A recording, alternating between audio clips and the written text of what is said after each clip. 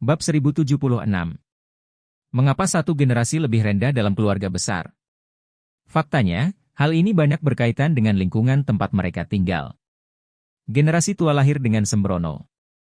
Setiap makan dihabiskan dengan takdir, dan setiap sen diperoleh dengan takdir.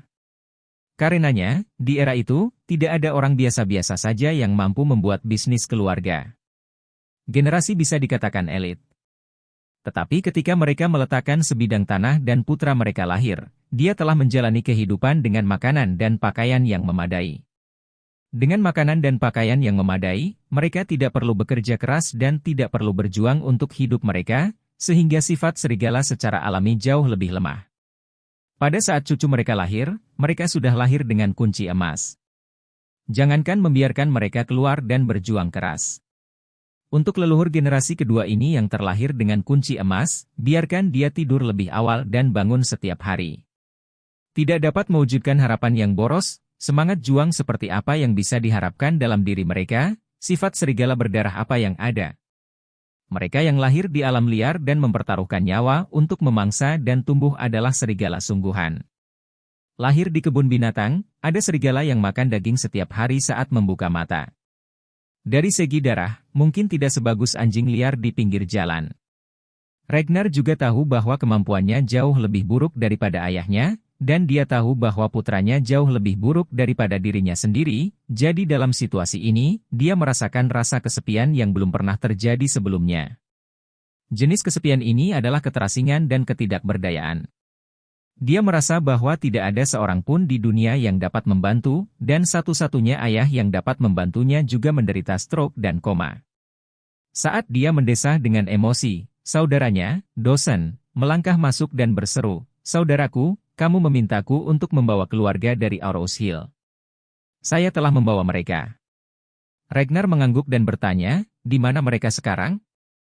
Dawson berkata, "Orang-orang ada di ruang tamu." Ragnar berkata, "Oke. Aku akan pergi dan menemui mereka dulu, pergilah dan panggil Horia." "Baiklah saudara." Dawson buru-buru mengangguk, dan melangkah untuk mencari Horia. Ragnar menyulut cerutu, dan sambil menghisapnya, dia keluar dari ruang kerjanya dan berjalan ke ruang tamu. Di ruang tamu, keempat anggota keluarga Wilson menunggu dengan gugup. Melihat Ragnar keluar, keempatnya cerah, dan masing-masing memiliki sanjungan tertulis di wajah mereka. Sebagai kepala keluarga, Nyonya Wilson langsung menyapanya dan berkata dengan senyuman di wajahnya, "Oh, Tuan Ragnar, saya pernah melihat Anda di TV. Saya akhirnya melihat Anda hari ini. Saya tidak berharap Anda menjadi lebih baik dari TV." Semakin murah hati.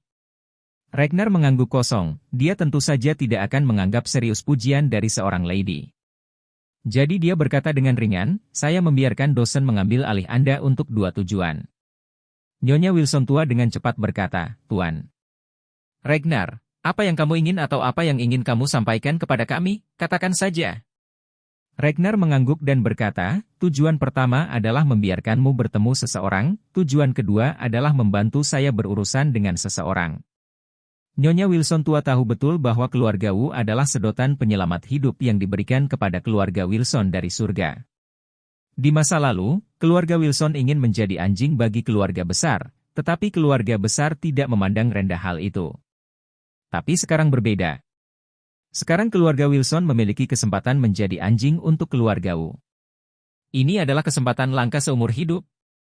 Jadi dia buru-buru menyanjung, "Emer Ragnar, semua yang ada di keluarga Wilson didasarkan pada kepala.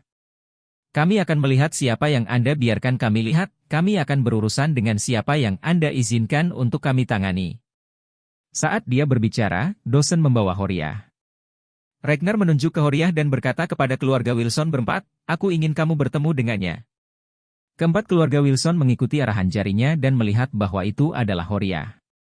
Ekspresi semua orang menjadi sangat jelek. Nuh marah seketika, dan mengatupkan giginya dan mengutuk, "Horia, kamu bingkai tak tahu malu, aku harus memukulmu sampai mati hari ini." Bab 1077. Selama ini, Nuh sangat membenci Horia. Lagi pula, bagi seorang pria, tidak ada yang lebih menyakitkan baginya daripada pengkhianatan terhadap wanita yang dicintainya. Saat Horia menghilang, Noah dibawa mengikuti ritme oleh Charlie, begitu bingung hingga Horiah benar-benar kawin lari dengan seorang anak laki-laki. Apalagi, semua uang dalam keluarga ada padanya saat itu, sehingga dia semakin marah pada Horiah. Setelah sekian hari dan malam, setiap kali dia memikirkan Horiah, dia ingin menangkapnya dan memukulinya sampai mati. Tetapi dia juga tahu bahwa karena Horiah kabur dengan uang itu, dia tidak akan pernah bisa bertemu dengannya lagi dalam hidup ini, dan bahkan mungkin dia mengambil uang itu dan melarikan diri ke luar negeri. Tapi dia tidak pernah menyangka bahwa dia akan bertemu Horiah, yang sangat dia benci, di rumah keluarga Wu bersama Ragnar hari ini. Jadi dia bergegas menuju Horiah hampir tanpa pikir panjang, mengulurkan tangannya dan menampar wajahnya dengan keras, dan menamparnya ke tanah. Setelah sebuah tamparan dilewatkan, Noah menunjuk ke arahnya dengan marah dan berkata, "Oke, kamu BTCH, kamu berani kembali. Di mana apakah kamu akan mengambil uangku? Apakah kamu tahu itu karena kamu, betapa menyedihkan keluarga ini sekarang?" Horiah dipukuli, dia tidak menyangka suaminya, Nuh, yang dia pikirkan siang dan malam, akan menamparnya dengan kejam saat mereka bertemu. Kakinya masih sedikit pincang, dia hanya bisa meronta, mencoba merangkak membuka mulutnya dan berseru, "Noah, untuk apa kau memukulku? Apa yang sedang kamu lakukan?" Noah mengertakkan gigi dan mengutuk, "Aku tidak hanya ingin mengalahkanmu, aku ingin membunuhmu. Berani-beraninya kamu menggunakan uangku untuk mengangkat wajah kecil yang pucat, dan kamu tidak menyisakan 1 sen pun untukku, FCK kamu begitu kejam." Horiah berteriak dan berseru, "Noah, apa yang kau lakukan? Kapan saya merawat wajah putih kecil itu?" Lady Wilson ditipu oleh Charlie. "Apa?" Noah mengerutkan kening. Apa hubungan masalah ini dengan Charlie? Horiah memikirkan penyiksaan yang telah dideritanya selama berhari-hari, dan tiba-tiba menangis. "Apakah kamu lupa apa yang akan kami lakukan untuk Elaine?" Noah mengangguk. "Tentu saja saya tidak akan lupa." Horiah menangis dan berkata, "Aku telah melakukan hal yang hampir sama seperti Lian, tapi si bastard Charlie tiba-tiba menghampiri, dan kemudian dia mengajak seseorang untuk memukuli kami dan memaksaku untuk semua uang di kartu ban disumbangkan, dan lalu kita semua dikirim ke tambang batu bara hitam untuk menggali batu bara." Ngomong-ngomong, Horiah sudah mulai menangis. Dia menyeka air matanya dan terus tersedak. "Tahukah kamu betapa menyedihkannya saya selama ini? Setiap hari saya bekerja keras di tungku batu bara hitam pekat, dan hanya bisa istirahat selama 4 atau 5 jam sehari, dan sisanya adalah semua bekerja di bawah kiln batu bara hitam. Saya tidak bisa makan cukup, tidak pakai pakaian hangat, dan saya sering dipukuli. Ini penyiksaan seperti H2. Anda tidak bermoral, tidak hanya tidak mencari saya atau menyelamatkan saya, tetapi sekarang saya sangat mudah untuk diselamatkan oleh keluarga Wu. Anda bahkan memukuli saya dan menjebak saya karena mengangkat sedikit wajah putih. Apakah itu yang pantas saya dapatkan?" Ketika Nuh mendengar ini, dia pusing. Dia tidak pernah bermimpi bahwa alih-alih mengambil uang untuk hidup dengan seorang anak laki-laki, istrinya sangat menderita. Untuk sesaat, tidak hanya dia penuh kesusahan dan rasa bersalah untuk istrinya, tapi dia juga membenci Charlie sampai mati. Ternyata pelakunya yang merampas semua tabungannya dan menyuruh istrinya bekerja di tambang batu bara kecil ternyata adalah Charlie. Pada saat ini, kebencian baru dan kebencian lama membuatnya sangat marah. Harold dan Wendy juga dipenuhi dengan kebencian. Bab 1078. Di masa depan, mereka berdua sama dengan ayah mereka, Noah. Mereka berdua membencinya. Ibu egois yang kabur membawa uang. Setelah kesulitan hidup kali ini berlalu, mereka sering memarahinya di dalam hati. Tetapi sampai hari ini mereka tahu bahwa ibu memiliki kehidupan yang lebih keras daripada mereka, dan jauh lebih sulit. Paling-paling mereka berempat mengalami kejahatan di rutan, sedangkan Horiah mengalami penyiksaan ekstensif di tempat pembakaran batu bara hitam. Nyonya Wilson tua di samping tampak sangat jelek. Dia tidak bersimpati dengan pengalaman Horiah, tapi bersimpati dengan uang yang diambil Charlie. Pada saat ini, Lady Wilson berjalan ke arah Noah dengan marah, dan menampar wajahnya dengan keras ketika dia tidak siap. Dengan sekejap, Noah tertegun. Dia menatap ibunya, berseru dan bertanya, "Bu, apa yang kamu lakukan dengan saya?" Nyonya Wilson tua dengan marah memarahi, "Aku memukulmu, bastard yang tidak berbakti. Sudah lama saya katakan, beri saya uang, beri saya uang. Jika Anda ingin bermain dengan saya dengan hati-hati, ambil saja. Dengan sedikit uang itu, Anda tidak membiarkannya pergi." Apa yang terjadi? Keluarga Wilson sudah berakhir, dengan tidak ada satu sen pun untuk dibelanjakan? Ketika Nuh mendengar ini, dia langsung menundukkan kepalanya karena malu. Jika dia tahu bahwa Charlie akan mendapatkan uang itu, dia mungkin juga memberikan uang itu kepada ibunya. Paling tidak, dia bisa menyelesaikan kesulitan grup Wilson. Tetapi pada saat itu, dia tidak ingin tenggelam bersama Wilson Group, jadi dia mulai berpikir dengan hati-hati. Tapi dia tidak menyangka akan merugikan diri sendiri, memukuli istrinya sendiri, dan menyakitinya. Ketika dia memikirkan hal ini, dia sangat bersalah untuk istri, ibu, dan bahkan kedua anaknya. Memikirkan istrinya yang sangat menderita, dia merasa semakin tidak nyaman, memeluk Horiah dan menangis dengan sedihnya. Ragnar menghampiri beberapa orang saat ini dan berkata dengan suara dingin, "Sepertinya kamu dan Charlie sama-sama memiliki pembalasan yang sama. Jika saya memberi Anda kesempatan untuk membalas dendam, maukah Anda menerimanya?" Ketika Nuh mendengar ini, dia tiba-tiba berkata, "Ya, saya bersedia.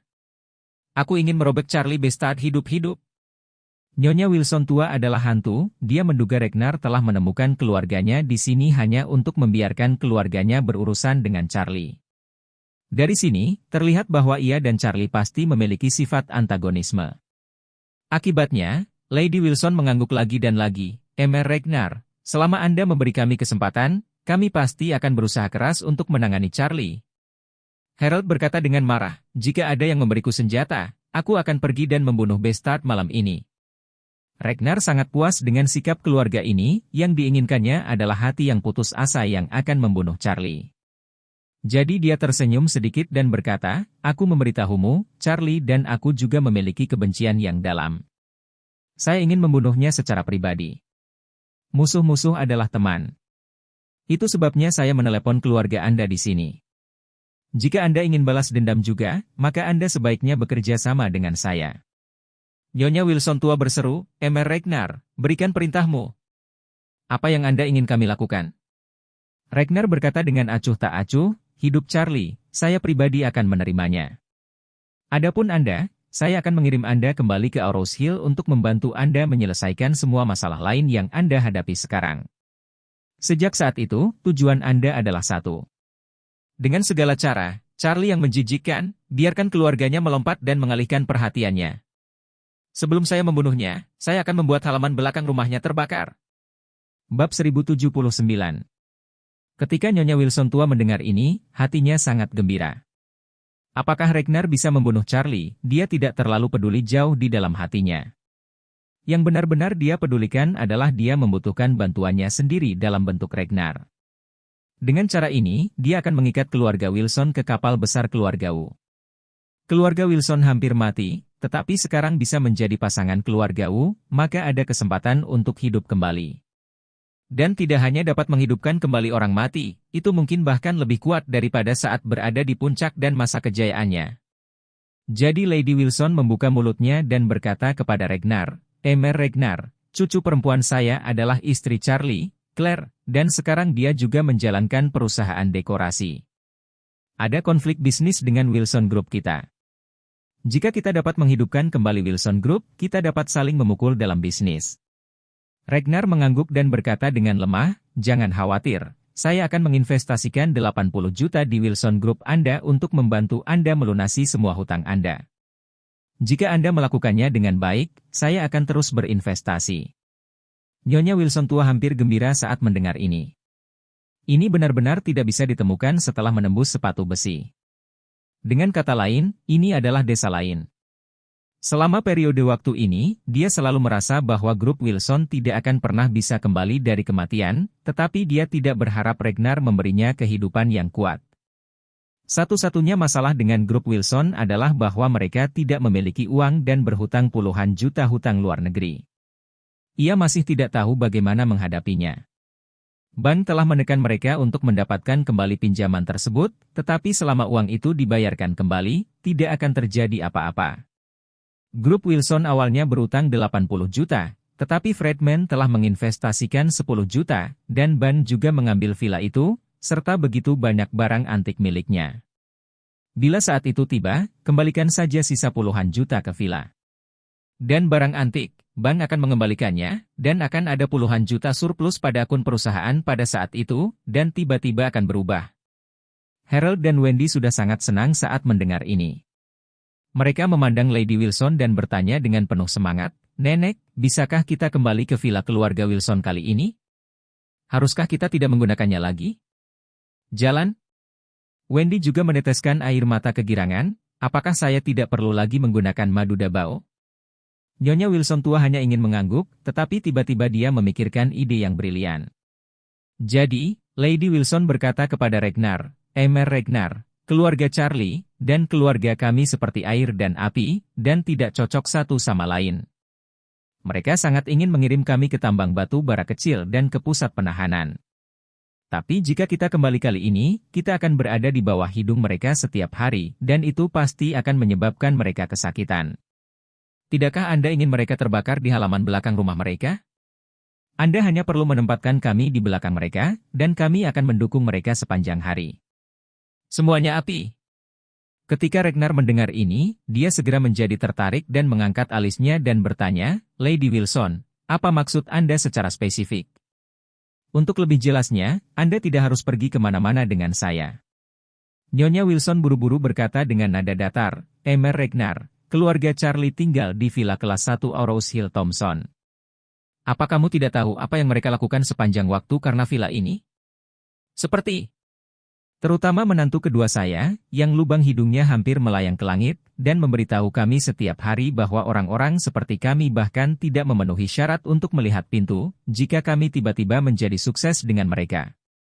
Menjadi tetangga, setiap hari saya menundukkan kepala tanpa melihat ke atas, lalu dipikir-pikir, bagaimana mood keluarga mereka?" Mata Ragnar tiba-tiba berbinar. "FCK, ini agak menarik. Pikirkanlah, Anda hanya tinggal di villa mewah, menikmati kehidupan mewah dan terpencil setiap hari, dan kemudian melihat musuh Anda di jalanan, Anda bahkan tidak bisa makan, itu pasti sangat menyenangkan. Tetapi jika suatu saat tiba-tiba, Anda bangun dan menemukan bahwa musuh jalanan Anda yang down and down telah menjadi tetangga Anda, maka hidup Anda pasti akan jatuh dari surga ke neraka dalam sekejap." Bab 1080. Ragnar percaya pada Feng Shui, keberuntungan, dan medan magnet. Dia sangat percaya bahwa jika seseorang memiliki keberuntungan Feng Shui yang baik dan suasana hati yang baik, semuanya akan berjalan dengan lancar. Tetapi jika suasana hati seseorang terpengaruh dan dia sangat kesal setiap hari dari pagi hingga malam, dia tidak dapat berkonsentrasi pada apapun dan kehilangan minat pada segala hal. Tidak peduli seberapa enak anggur itu, dia kehilangan rasanya. Santapan lezat tidak terasa nikmat di mulutnya. Seiring waktu, seluruh tubuhnya akan terpengaruh oleh medan magnet emosi negatif ini, yang akan memengaruhi keberuntungan Feng Shui seluruh orangnya dan bahkan memengaruhi kesehatan fisiknya. Dalam Feng Shui, segala sesuatu yang membuat orang mudah tersinggung disebut sha. Jika suaranya terlalu keras, itu adalah roh jahat. Jika cahayanya terlalu terang, itu adalah roh jahat. Jenis aura jahat ini tidak berwarna, tidak berasa, tidak terlihat, dan tanpa jejak, dan sangat sulit untuk dipecahkan. Jika dia mengirim keluarga Wilson ke mata Charlie, itu akan setara dengan memberinya roh jahat semacam ini, dan itu pasti akan membuat Charlie menderita setiap hari. Memikirkan hal ini, Ragnar berkata dengan gembira di wajahnya, "Jika itu masalahnya, maka saya dapat membantu Anda membeli villa kelas 1 Thompson, dan itu di sebelah rumah Charlie, dan kemudian membiarkan keluarga Anda tinggal." Ketika Nyonya Wilson tua mendengar ini, dia gemetar karena kegirangan. Lagi pula, mengapa dia putus dengan keluarga putra keduanya, dan mengapa dia dikirim ke pusat penahanan selama beberapa hari? Dalam analisis terakhir, pelakunya adalah villa Thompson. Dia terlalu bersemangat untuk villa mewah Thompson. Dia ingin hidup di dalamnya dalam mimpi, mengalami kemewahan yang tak tertandingi dan menikmati hidup mewah. Namun pada akhirnya, ia tetap gagal melawan keluarga putra keduanya, belum lagi tinggal di Thompson First Class mereka, bahkan villa lamanya pun akhirnya disegel oleh bank. Tapi sekarang situasinya berbeda, dan sekarang dia memeluk paha keluarga Wu. Setelah komentarnya sendiri barusan, Ragnar benar-benar menjadi tertarik. Sepertinya dia sangat membenci Charlie. Selama itu membuat Charlie tidak nyaman, dia sangat tertarik. Bahkan Nyonya Wilson tua tidak menyangka bahwa Ragnar benar-benar akan setuju untuk membelikannya villa. Bukankah ini legenda bahwa Snipe dan kerang bersaing untuk mendapatkan keuntungan nelayan? Dengan cara ini, Villa Thompson lebih murah. Jadi dia sangat bersemangat dan berkata kepada Ragnar, "Emer Ragnar, jangan beritahu Anda, keluarga Charlie tinggal di nomor A05 dari Thompson. Saya pernah ke sana dan tahu tata letaknya di sana. A05 sekitar A04 dan A06. Jika kita bisa hidup di A04 atau A06, maka Charlie akan merasa tidak nyaman." Nyonya Wilson adalah orang yang sangat cerdik, dan dia pandai menghitung sepanjang hidupnya. Sebenarnya, ada juga seri B di bagian belakang Villa Seri, tetapi seri adalah unit terbesar Thompson, jadi dia mengusulkan A04 atau A06 ke Ragnar. Dengan cara ini, dia akan tinggal di villa mewah dengan spesifikasi yang sama dengan keluarga Charlie. Cantik sekali.